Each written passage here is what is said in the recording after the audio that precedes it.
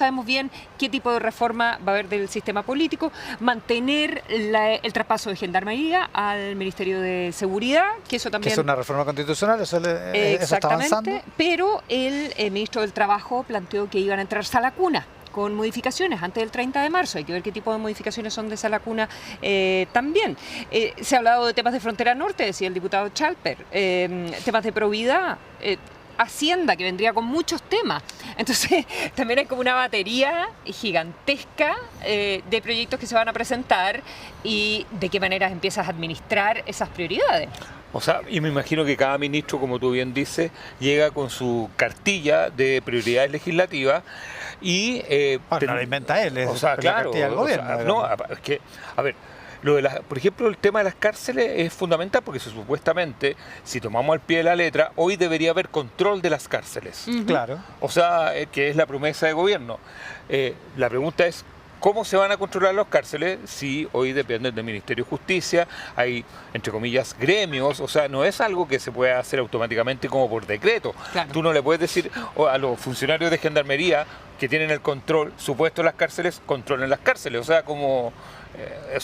algo tiene que suceder en términos de proyectos de ley que se envíen o proyectos que ya están, la mayoría de ellos ya están avanzados.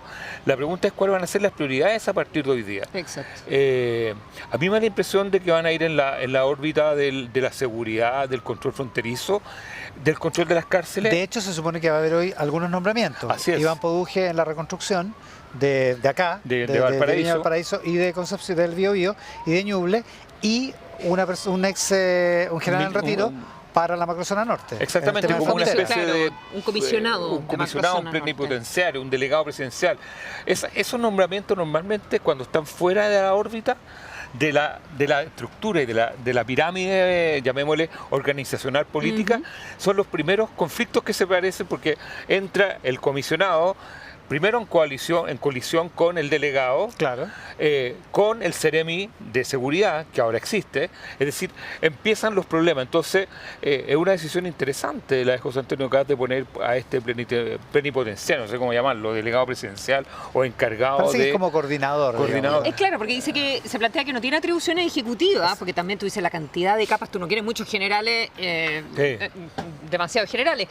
Sino que un rol articulador en diálogo con Ministerio del Interior, delegaciones, seremías y articulación de defensa, seguridad, justicia, interior. Y el aprendizaje no es de este gobierno, el aprendizaje de Sebastián Piñera y de todos los presidentes es que esos delegados, por ejemplo, los que se nombran para las catástrofes, claro, sirven un rato, o sea, sirven como para coordinar la emergencia. Porque no son estructurales, porque, claro, no están en la organización, como dices tú. No están en la pirámide, no están en la estructura. Entonces, hay que ver quién es y cómo va a jugar con el nuevo delegado presidencial. Se supone, claro, se hablaba que era un vicealmirante en retiro de la Armada. Exactamente. Ahora, norte. Dicho eso, están los nombramientos, están los proyectos de ley, las urgencias que se pueden dar a las cosas que están hoy en el Congreso, que están en la agenda desde ya, y también las iniciativas que son enteramente nuevas, digamos. Perdona, y los decretos que tendría que firmar hoy día. Como por ejemplo los decretos. Exactamente. Bueno, como estos que planteábamos de nombramientos de estas como decretos presidenciales.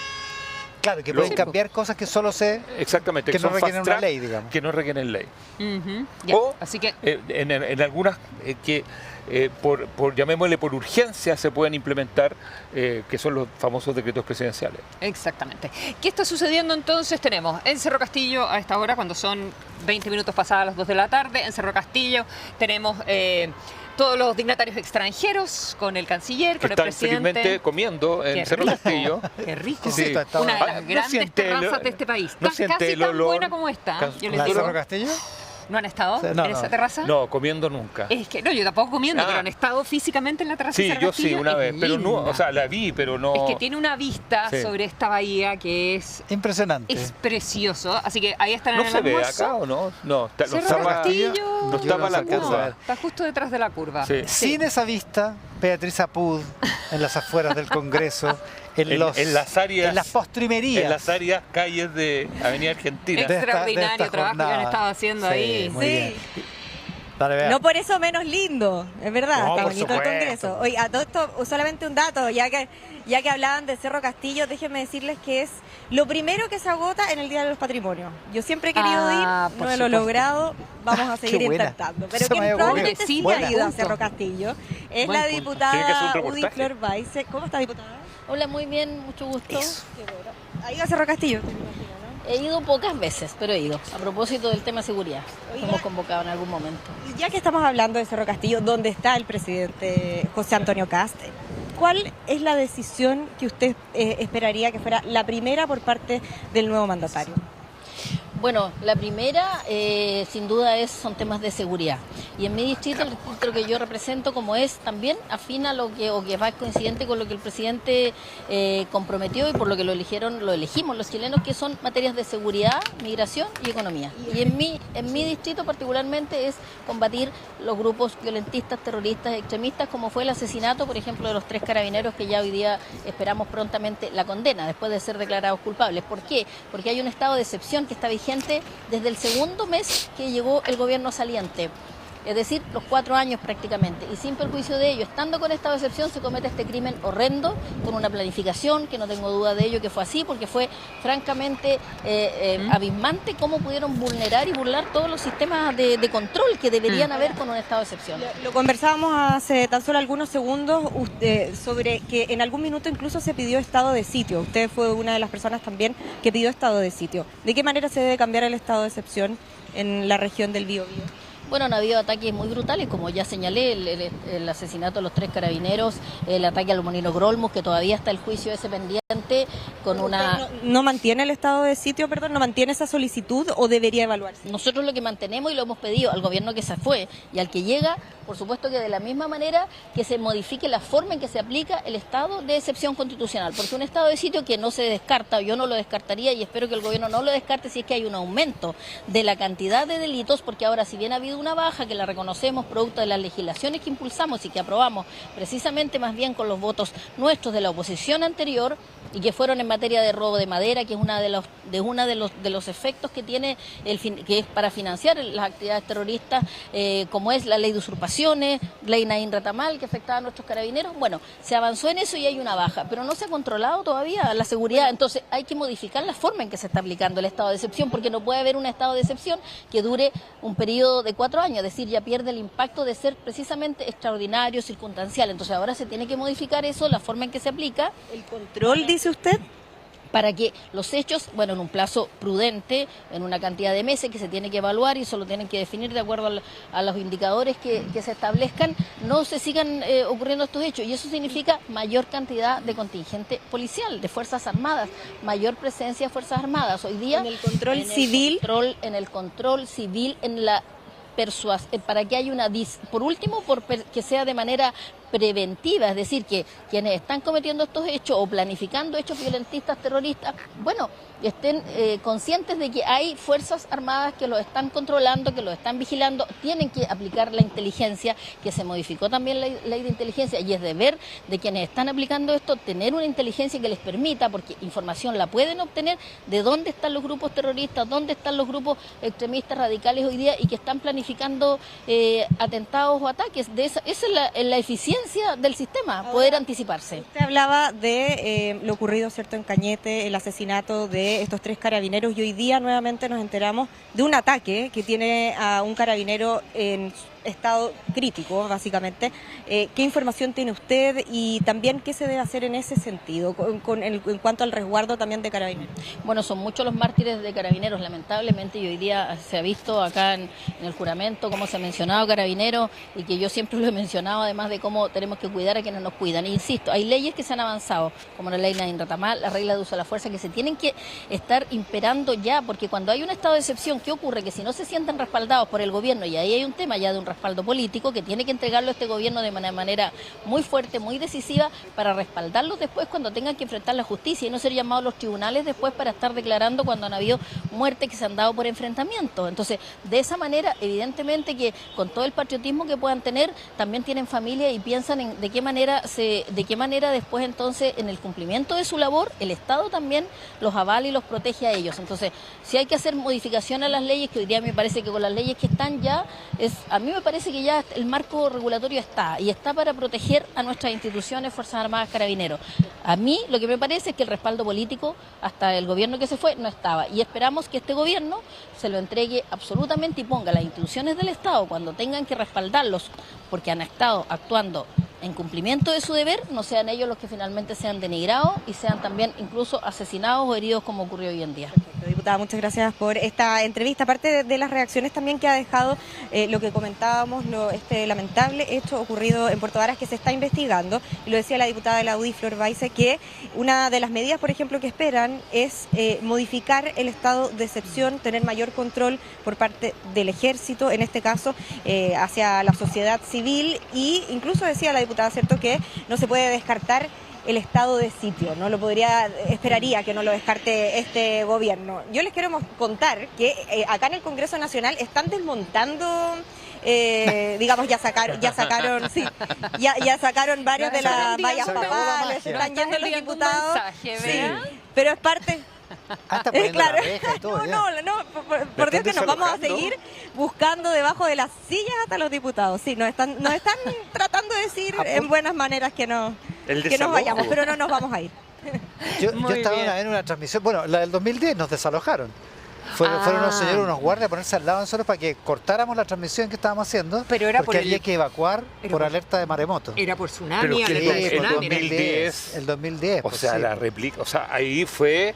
Así que efectivamente ahí nos desalojaron. Perdona, es que fue una réplica para nosotros, pero para la mayoría de los invitados internacionales fue el terremoto más fuerte que han sentido en sus vidas. O sea, cuando uno escucha los relatos, es para la delegación española y norteamericana y otras, fue lo más fuerte que han sentido en términos telúricos en sus vidas. Yo les puedo contar algunas anécdotas que tengo de eso después, pero antes vamos a ir con... ¿En qué topamos? No, porque Mónica Pérez, tengo entendido que estás con otro entrevistado y no quiero que esa persona esté ahí esperándonos eternamente. Mónica, adelante. Sí, también me acordaba yo cuando me tocó también a mí el temblor grande que tuvimos aquí en ese cambio de mando y el susto que tenían los invitados internacionales sobre todo.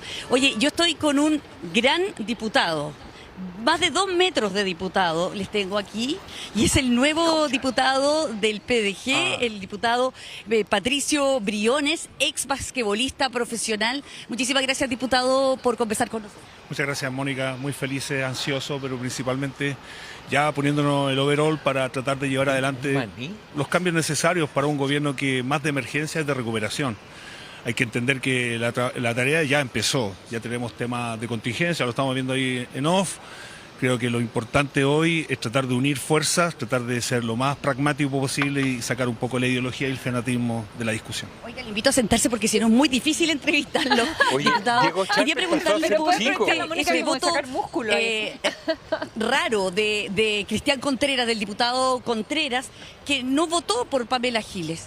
Bueno, creo que los análisis, si bien ya se están realizando, puede haber sido una equivocación, puede haber sido quizá la nueva interfaz que hay en la sala. Pero hay una división ya en las filas del PDG. Más que división, creo que hubo ahí una descoordinación más que nada en la comunicacional. Yo, la verdad, estoy tratando de digerir este tema, primero porque nos quita cierta medida credibilidad, cosa que no es, pero principalmente es comunicación. De verdad, yo creo que... Que él vota por Valenzuela, que es el jefe de bancada de usted. Justamente ese es el gran tema. Lo importante es que hubieron 2 votos que también dejan mucho que desear. Diputado Camaño, diputado Molet, que se supone que tenían ya el acuerdo hecho, que teníamos prácticamente certezas para hacer esa competencia y el puje natural para que esto surgiera. Bueno, no fue así y creo que el foco se está yendo para el lado equivocado. Acá hay temas que... Acá la fuerza siempre va a ser si la bancada se mantiene unida y podemos tener suficiente fuerza para que la gente realmente se sienta confiada en que el trabajo se va a realizar tal como se propuso en campaña. Desde su punto de vista, ¿cuál es el costo de no haber logrado esa presidencia? Bueno, yo lo voy a llevar a mi campo. Generalmente el del deporte en cualquier tipo de resultado te lleva a hacer análisis. El principal es que esto recién está comenzando. Tenemos 4 años en que tenemos que tener la suficiente entereza, pero principalmente el respaldo de una bancada sólida. Entiendo que esto podría verse como un quiebre, pero no lo es. Simplemente una mala estrategia, seguramente que él no vio o simplemente no estuvo a la altura de las circunstancias. Pero yendo al fondo, usted votó por una parlamentaria que ha dicho que le quiere hacer la vida imposible al presidente electo o al presidente en ejercicio ahora. Sí. Bueno, pero ¿Ustedes quieren hacer la vida imposible al nuevo gobierno? Nosotros no le queremos hacer la vida imposible a nadie. Creo que esos mensajes solamente llaman cuña, llaman al titular, pero no es lo sustancial. Tenemos que ser serios en este sentido, sabiendo que hay mucha gente detrás de nosotros. El 20.4% de la ciudadanía cree en nosotros y no podemos andar con jueguitos de palabras, que eso es lo que utiliza mucho la prensa para sustentar también su negocio. Yo hablo acá de temas pragmáticos. Nosotros tenemos claro cuál es nuestro trabajo, y si uno de los nuestros hoy, por equivocaciones en la interfaz, genera este tipo de discusión, creo que podemos ir un poco más lejos tratando de llevar el foco donde fue lo real. 2 diputados que completamente del lado que se estaba arreglando el tema dicen no al final. ¿Cuáles son los resultados? Obviamente nos deja en una parada en que tenemos que dar explicaciones cuando no es necesario. Muchísimas gracias, diputado, por acompañarnos, que esté muy bien. Bueno, aquí están entonces las declaraciones de Patricio Briones, uno de los diputados más altos, más grandes que yo creo que ha habido en el Congreso, ¿no? Sí, 2 metros 12 centímetros exactamente. Ya, ahí está el dato, 2 metros 12, nada de cosas. Gracias, Mónica. Mónica Pérez y un gran diputado, digamos Sí, desde ya. Diego Chalper pasó a ser el chico. Estamos con un gran diputado. Sí. Diego Chalper quedó chico, tal cual. Ya, corte. Estamos en la cobertura acá en Valparaíso, en Cerro Castillo, en el Congreso, también en Santiago, en la Florida, donde hay un almuerzo del gobierno que se va, también por supuesto en el Palacio de la Moneda, en todos los lugares donde las acciones de esta jornada se desarrollan. Ahí está la imagen de Cerro Castillo. Vamos al corte.